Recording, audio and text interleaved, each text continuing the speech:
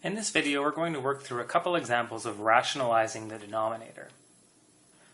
So the idea is if you have a square root inside of your denominator, you want to multiply by the conjugate of that binomial.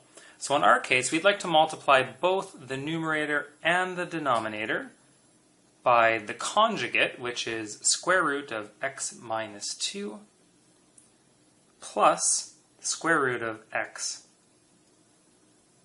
plus 3. Now multiplication in the numerator is okay since our original numerator only had a value of 1. Our new numerator is just going to be square root of x minus 2 plus the square root of x plus 3. Now the reason that we use the conjugate in the denominator is because this is going to simplify the square roots really nicely. When I multiply the first two terms together, I actually get x minus 2.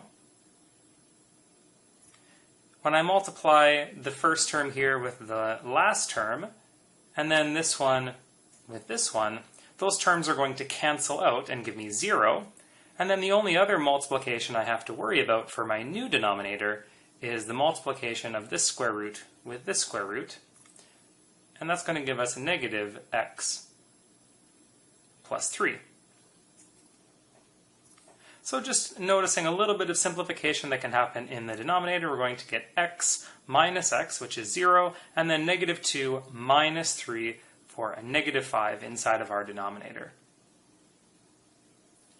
In our second example, we have 4 minus the square root of x over 2 plus the root of x.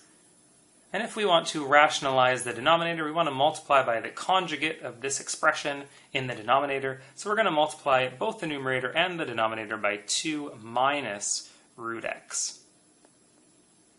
And I'm just going to put everything in brackets so that we remember to use our distributive laws when we go to do our multiplications. So inside of our new numerator, we're going to get 4 times 2, which is 8. 4 times negative root x, negative root x times 2,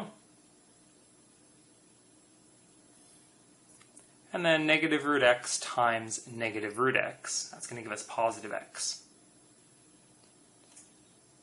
Inside the denominator, because we have two conjugate pairs, this should give us a difference of squares. We'll get 2 times 2 minus root x times root x, which is x. So let's go ahead and simplify our numerator just a little bit. We can simplify this to 8 minus 6 root x plus x all over 4 minus x.